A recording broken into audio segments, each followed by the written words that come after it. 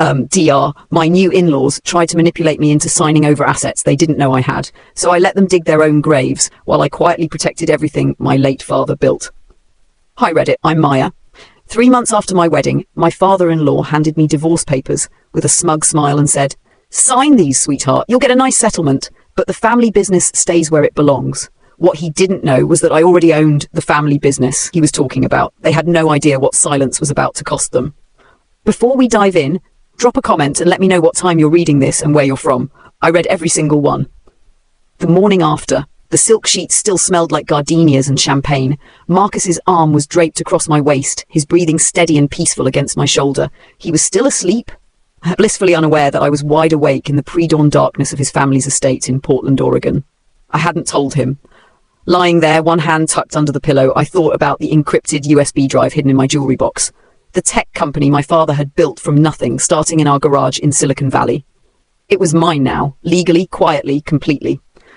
Dad died 18 months ago, just after my parents' bitter divorce finalized. I remember sitting beside his hospital bed, holding his trembling hand as he pulled me close and whispered, "Never let them see your cards until you know their hand." Those were his last coherent words, and I've carried them like a prayer ever since. No one in my family, not my mother, not my younger brother, not even my best friends, knew he'd left me everything. They all believed his company had been sold to pay off debts from the divorce. That's what the public records showed. That's what everyone was supposed to think. But he'd never sold it. He'd transferred it. To me, under layers of shell companies and trust structures that would make a Swiss banker jealous. Outside the bedroom window, the Oregon rain was just beginning to tap against the glass. It was supposed to be our first full morning as husband and wife. I expected coffee in bed, maybe a walk through the estate's gardens. Not what came next. The setup, by the time I'd showered and dressed, the house was already bustling with muffled conversations and the clink of expensive china. But instead of finding Marcus or his mother preparing breakfast, a housekeeper knocked softly on our door. "Mrs. Blackwood is waiting for you in the study," she said quietly. "She asked me to tell you it's about family business." I followed the long hallway past oil paintings of Marcus's ancestors and tables lined with crystal that probably cost more than most people's cars. The air smelled like lemon polish and old money, the kind that whispers instead of shouts. Diane Blackwood was already seated behind an imposing mahogany desk when I entered. Her posture was perfect, her silver hair pulled back in a flawless chignon, and her eyes were the color of winter storms. Beside her stood a man in a dark suit. A notary, I realized, seeing the official seal on his briefcase. On the desk sat a leather portfolio already opened to a signature page. "Good morning, dear," Diane said, her voice smooth as aged whiskey. "I thought we should handle some administrative details while everything's fresh." I smiled, taking the seat across from her. The leather portfolio was positioned so I could read the header. Family Asset Integration Agreement. This is just a formality," she continued, sliding the document toward me. "Since you're part of the family now, we need to align our financial structures. Tax purposes, you understand." I picked up the papers, scanning the dense legal language. Words like asset pooling, unified management, and integration of marital properties jumped out at me like warning flares. "Interesting," I said softly, flipping through the pages. "Mind if I have my attorney review this first?" Diane's smile never wavered, but something flickered behind her eyes. If I hadn't spent my whole life reading people's micro-expressions, a skill Dad had taught me during countless business dinners, I would have missed it. "Of course," she said, voice still sweet. "Though it really is just standard procedure. Nothing complicated." I nodded politely and closed the portfolio. I'd grown up being underestimated. The quiet daughter who preferred coding to parties, who listened more than she spoke. But being underestimated had taught me something valuable. People reveal their true intentions when they think you're not smart enough to understand them. And in that moment, I understood perfectly. The revelation noon, while Marcus was playing golf with his college friends, I made polite conversation with the extended family members who were still lingering after the weekend wedding festivities. I smiled for photos, wrote thank you notes, and played the part of the grateful new daughter-in-law. But that evening, alone in our temporary honeymoon suite, I opened my laptop and accessed a server I'd built myself years ago. Hidden behind multiple layers of encryption was the real portfolio, the one that mattered. Dataflow Technologies, the company Dad had built, the company everyone thought was gone. I scrolled through the quarterly reports, the client contracts, the expansion plans. Revenue was up 23% from last quarter. The AI division was exceeding projections. 3 Fortune 500 companies were in talks for major partnerships, and it was all mine. I remembered the day Dad had explained the transfer to me, 6 months before he died. We'd been in his home office, surrounded by monitors displaying lines of code that most people would see as gibberish. The divorce is going to get ugly, he'd said quietly. Your mother's lawyers are going to come after everything. But they can't take what they don't know exists. Why me? I'd asked. Why not set up a foundation or something? He'd looked at me with those same intense brown eyes I saw in the mirror every morning. Because you understand the code. You understand the vision. And most importantly, you understand that power is only as strong as your ability to protect it. Now, sitting in Marcus's childhood bedroom, I finally understood what he'd meant. The test. The next morning brought the first real test. Marcus and I were having coffee on the terrace when Diane appeared with another folder, this one thicker than yesterday's. I've been thinking, she said, settling into the chair beside us with practiced elegance. Since Maya comes from such a modest background, it might be wise to establish some financial protections for her. Marcus looked up from his phone, eyebrows raised. What kind of protections? Life insurance, primarily, and perhaps a small trust fund. Diane opened the folder, revealing a sheaf of insurance documents. Nothing extravagant, of course, just enough to ensure she's comfortable if anything unexpected happens. I studied the papers she handed me. The life insurance policy was for $2 million, substantial but not extraordinary for someone marrying into the Blackwood family. What caught my attention was the fine print about the trust fund. Beneficiary, Diane Blackwood as financial guardian. Successor beneficiary, Marcus Blackwood. My name appeared only as the insured party. This is generous, I said carefully, but I don't think I need a financial guardian. I've been managing my own affairs since college. Diane's laugh was like crystal bells, beautiful and sharp. Oh dear, I don't mean to imply you're incapable. It's just that wealth management can be so complex. Better to leave it to those with experience. Marcus nodded absently, already back to scrolling through his phone. Mom knows what she's talking about, babe. She's been handling the family investments for decades.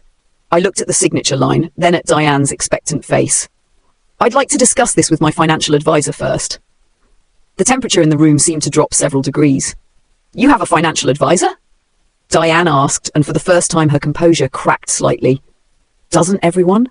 I replied with a smile that didn't reach my eyes. The investigation that afternoon, I drove into downtown Portland and found a quiet coffee shop with strong Wi-Fi. While sipping a lavender latte, I opened my laptop and began researching the Blackwood family finances. What I found was interesting. The Blackwood empire, built on timber and real estate investments, was impressive on paper. But digging deeper into public records and SEC filings revealed a different picture. They were leveraged to the hilt. Recent investments in cryptocurrency and overseas property developments had gone south. Hard. They needed an infusion of cash, and they needed it soon. I thought about Marcus's proposal 6 months ago. We'd been dating for 2 years, and while I cared about him, the timing had always seemed sudden. Now I was beginning to understand why. My phone buzzed with a text from Marcus. Where are you? Mom wants to have dinner at the club tonight. I typed back, be there soon, just running some errands. But instead of heading back to the estate, I drove to a small office building on the outskirts of the city. Inside, behind a door marked Patterson and Associates, sat the man who'd been Dad's most trusted advisor. Robert Patterson was in his 60s, with kind eyes and a firm handshake. He'd known me since I was a teenager, accompanying Dad to meetings during summer breaks. Maya, he said warmly as I settled into the chair across from his desk. I was sorry to hear about the complications with your new family. I raised an eyebrow. You know about that? He smiled grimly. Word travels fast in certain circles. The Blackwoods have been asking questions about your father's estate. Specifically, they've been trying to verify that Dataflow was indeed sold. And what did you tell them? The truth. That according to all public records, the company was dissolved to pay creditors. He leaned forward. But we both know that's not the whole story, don't we? I nodded slowly. They're planning something, aren't they? I believe so, and I think your father anticipated this. He opened his desk drawer and pulled out a sealed envelope with my name written in Dad's familiar handwriting. He asked me to give you this if anyone ever came asking the wrong kinds of questions. Inside the envelope was a single sheet of paper with a list of names and corresponding dollar amounts. At the top, in Dad's neat script, were the words, Emergency Board Vote Authorization. I stared at the names. Every major investor and board member of Dataflow Technologies was listed, along with their contact information and voting percentages. He set up a failsafe, Patterson explained. If anyone tries to claim ownership of the company through marriage or inheritance manipulation, you can trigger an immediate board review. Your ownership is protected by a prenuptial clause that supersedes any subsequent legal challenges. But Marcus and I didn't sign a prenup, I said. Patterson smiled. No, but your father did. He signed it as the transferring party when he moved the assets to you. It's airtight. The trap that night at dinner, I played my part perfectly. I asked Diane about her garden club, complimented the wine selection, and listened with apparent fascination as Marcus's uncle regaled us with stories about his latest real estate acquisition. But I was watching. listening, learning. Over dessert, Diane casually mentioned that she'd spoken with her attorney about the insurance policies. He suggested we might want to expand our discussion to include any assets you might have inherited from your father, she said, cutting in her creme brulee with surgical precision, just to ensure everything's properly integrated from a tax perspective. I don't think that will be necessary, I replied. Dad didn't leave much, just some old computer equipment and a few thousand in savings. Marcus reached over and squeezed my hand. It's okay, babe. We're family now. We all look out for each other. The word family felt heavy in my mouth. These people didn't want a daughter. They wanted an asset. After dinner, as we walked back through the estate's gardens, Marcus brought up the insurance policies again. I know it seems overwhelming, he said, stopping beside a fountain that probably cost more than most people's annual salaries. But Mom really does know what she's doing. She's tripled the family's net worth in the last decade. How? I asked. Smart investments, strategic partnerships. She has a gift for identifying opportunities. In the moonlight, his smile looked different. Calculating. What kind of opportunities? He laughed softly. Well, like marrying you, for instance. My blood went cold. What do you mean? I mean, you're brilliant, Maya. You have skills the family could use. And if there's anything left from your father's work, patents, intellectual property, whatever, we could help you maximize its value. There it was. The truth, delivered with a kiss on my forehead and a hand on the small of my back. They hadn't investigated my father's company because they suspected I owned it. They'd investigated it because they wanted to steal whatever scraps might be left. The countermove. The next morning I woke before dawn and slipped out of bed while Marcus was still sleeping. I drove to a 24-hour internet cafe across town, paying cash and using a computer that couldn't be traced back to me. I accessed Dataflow's secure servers and began implementing a protocol Dad had built but never activated, lockdown mode. Within an hour, every asset, every account, every digital footprint of the company was secured behind military-grade encryption. Access could only be restored with biometric verification and a 48-character passphrase that existed only in my memory. Then I made a series of phone calls. The first was to our head of security, a former NSA analyst who Dad had recruited years ago. Jordan, it's Maya. I need you to run a comprehensive background check on the Blackwood family. Financial records, business partnerships, legal troubles, everything. How comprehensive are we talking? Jordan's voice was crisp and professional, the kind that might save my life. Got it. I'll have a report within 24 hours. The second call was to our company's law firm, one of the most prestigious in San Francisco. I need to activate the emergency ownership protocols, I told the senior partner, and I need to do it quietly. The third call was to Patterson. It's time, I said simply. I'll prepare the documents, he replied. Are you sure about this, Maya? I thought about Diane's smile, about Marcus's casual mention of opportunities, about the insurance policy that would leave me financially dependent on people who saw me as a means to an end. I've never been more sure of anything in my life. The revelation Jordan's report arrived the next morning via encrypted email. I read it in a coffee shop downtown, my stomach growing heavier with each page. The Blackwood family was in deeper financial trouble than I'd realized. They owed nearly $50 million to various creditors. The estate was mortgaged to the breaking point. Marcus's trust fund had been liquidated months ago to cover emergency expenses. But here was the interesting part. They'd been investigating me long before Marcus and I started dating seriously. Private investigators, credit checks, family background searches, the works. There was even a note from one of the investigators. Subject appears to have limited financial resources. Father's company was dissolved in 2022. No significant assets identified. Recommend proceeding with acquisition strategy. Acquisition strategy? I wasn't a bride. I was a target. My phone buzzed with a text from Marcus. Where are you? Mom wants to review those insurance documents this afternoon. I stared at the message for a long moment, then typed back, on my way. But first, I had one more stop to make. The Foundation Patterson's office felt different this time, charged with electricity, like the moment before a thunderstorm. He had the documents spread across his conference table, each page marked with coloured tabs. Your father was a visionary, he said as I signed my name in the designated spots. He saw this coming from the moment your parents' marriage started falling apart. How? Because he'd seen it before. His own father lost everything to a woman who married him for his money. Your dad swore he'd never let that happen to his daughter. I signed the last document, a board resolution that officially transferred emergency powers to me as the sole owner of Dataflow Technologies. So what happens now? I asked. Patterson smiled. Now we wait for them to make their move, and when they do, we'll be ready. I drove back to the estate feeling lighter than I had in weeks. Not because the weight of my secret was gone, but because I finally understood its purpose. That afternoon, Diane and Marcus were waiting for me in the study, along with the notary and two new faces, a man and woman in expensive suits who introduced themselves as family attorneys. We've prepared a comprehensive financial integration package, Diane announced, gesturing to a stack of documents that looked thick enough to choke a horse. It will streamline everything. Your assets, Marcus's trust, the family holdings, one unified structure. I sat down and began reading. The language was complex, but the intent was clear. Everything I owned, everything I might inherit, everything I might earn in the future would be transferred into a family trust controlled by Diane Blackwood. This is quite thorough, I said, flipping through page after page of legal jargon. We believe in being comprehensive, one of the attorneys said. It protects everyone involved. Protects them from what? I asked innocently. The room went quiet for a moment. Then Diane leaned forward, her smile sharp as a blade. From the complexities of modern wealth management, dear. You're brilliant with computers, I'm sure, but finance is a different animal entirely. I nodded thoughtfully. You're right. I should probably consult with my financial team before signing anything this significant. Your financial team? Marcus asked, and I caught something in his voice. Surprise mixed with suspicion. Oh yes, I said casually.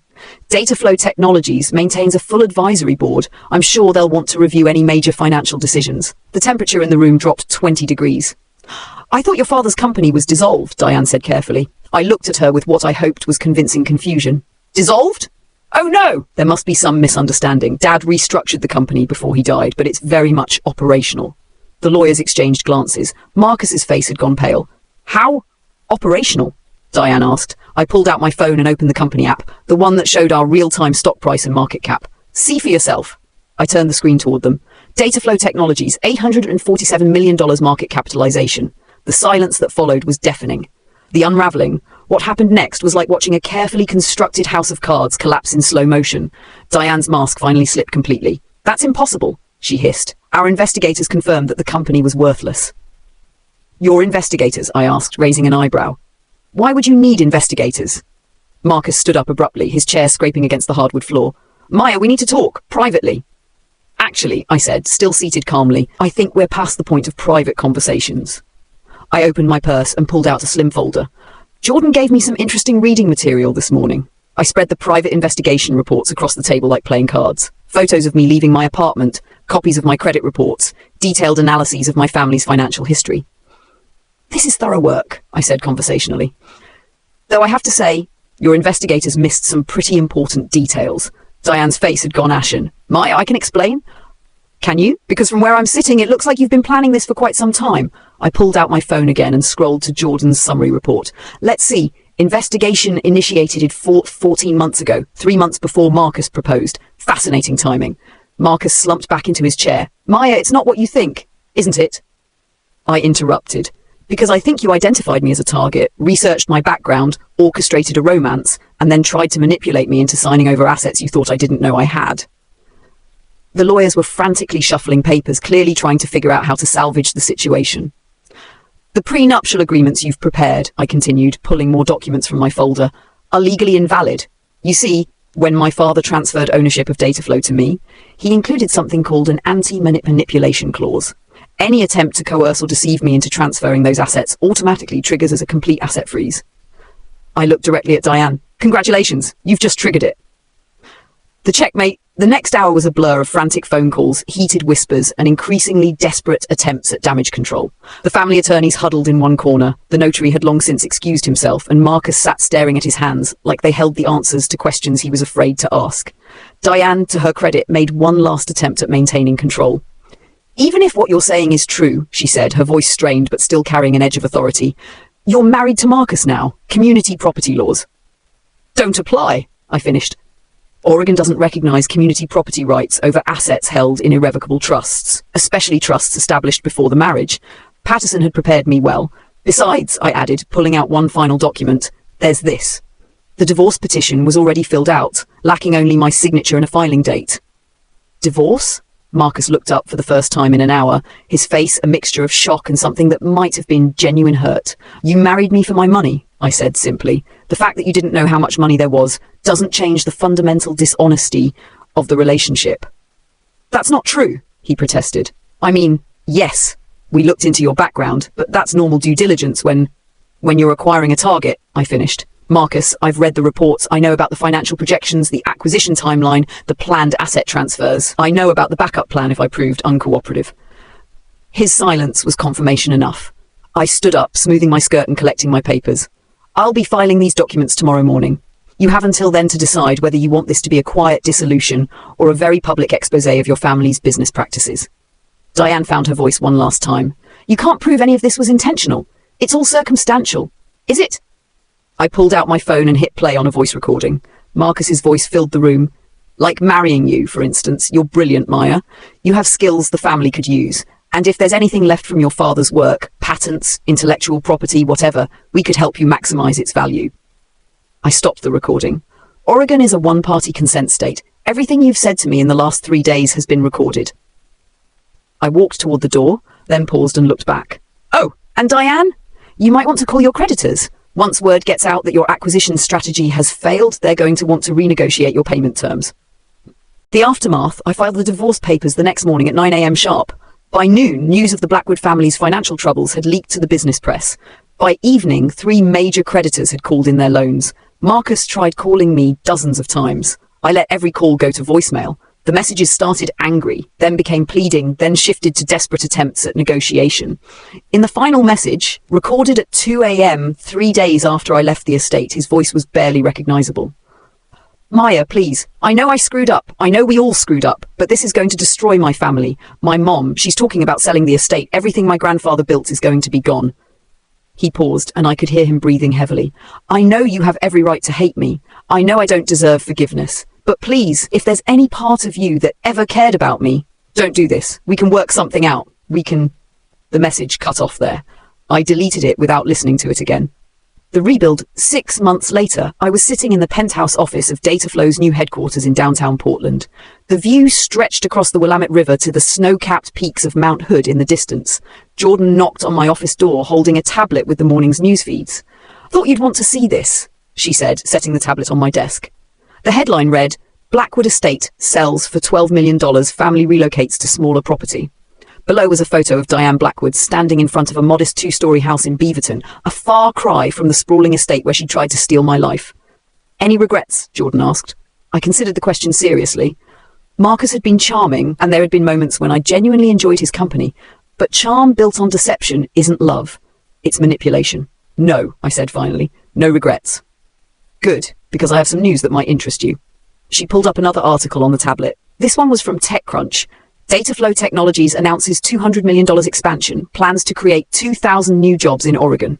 I'd been planning the expansion for months, using the company's growing profits to build something Dad would have been proud of.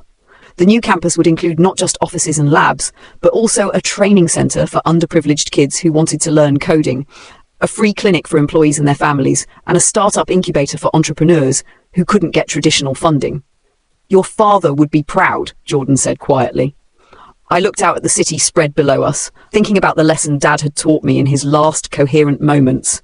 Never let them see your cards until you know their hand. But I'd learned something he hadn't taught me, something I'd discovered on my own during those weeks at the Blackwood estate. Sometimes the most powerful move isn't hiding your cards. It's letting someone think they've seen them all, right up until the moment you reveal you've been playing a completely different game. Epilogue. A year later, I received an unexpected visitor. Marcus stood in the lobby of Dataflow's headquarters, looking older and thinner than I remembered.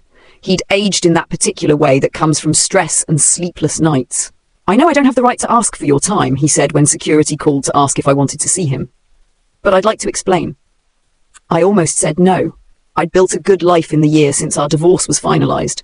I was dating a software engineer who made me laugh and never once asked about my bank balance. I'd traveled to places I'd always wanted to see.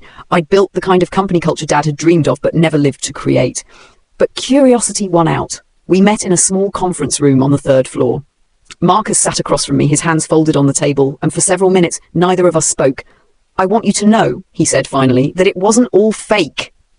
What I felt for you, that was real. I studied his face, looking for the tells I'd learned to read. But not real enough to stop you from trying to steal from me, he winced. No, not real enough for that. Why? I asked. Why not just tell me the truth about your family's financial problems? I might have helped. Would you have? I considered it. Maybe, if you'd been honest from the beginning, if you'd treated me like a partner instead of a mark. He nodded slowly. I thought about that, a lot, but Mom was so convinced that you'd run if you knew how bad things were. She said, rich girls always run when money gets tight. I wasn't a rich girl when you met me, Marcus, at least not as far as you knew. No, he agreed. But you were smart and strong, and I think that scared her more than your money ever could have. We sat in silence for a while longer. Finally, he stood up. I know this doesn't fix anything, he said, but I wanted you to know that I'm sorry, not just for getting caught, but for what we tried to do to you. You deserved better. After he left, I sat alone in the conference room for a long time, watching the Oregon rain streak down the windows.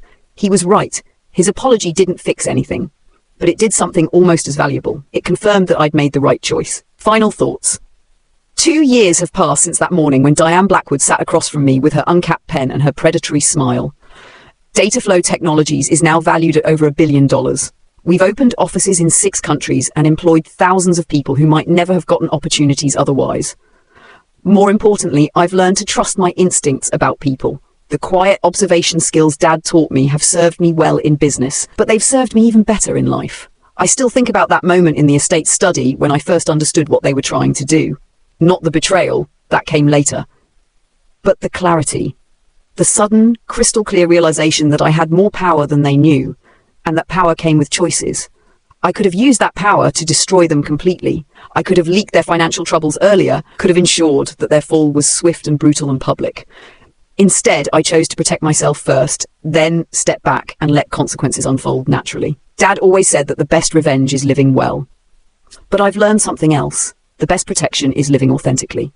These days, when people ask me about business strategy or family dynamics or how to handle betrayal, I tell them the same thing Dad told me in that hospital room. Never let them see your cards until you know their hand. But I add something else, something I learned on my own. And remember that sometimes the most dangerous opponent is the one who's been underestimated their entire life. Update. A lot of people have been asking about Marcus and his family. Last I heard, they'd managed to stabilize their finances by downsizing significantly.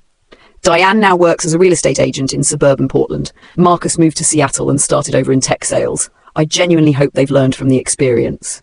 As for me, I'm engaged to that software engineer I mentioned, David. He proposed last month with a ring he designed himself and a speech about how he loved me even before he knew I could afford better coffee than the stuff in the office break room. We're getting married next spring, and yes, we're signing a prenup, but this time, it's one we wrote together. Idit! Thank you for all the comments and awards. A few people have asked if I worry about posting this publicly. The answer is no. Everything in this story is either a matter of public record now or was legally recorded with proper consent. Plus, the truth is often the best protection of all. To those asking for advice on similar situations, trust your instincts, document everything, and remember that silence isn't the same as weakness. Sometimes it's strategy. And to everyone who shared their own stories of family betrayal or financial manipulation, I'm sorry you went through that, and I hope you found your own way to reclaim your power. Stay safe out there, Reddit.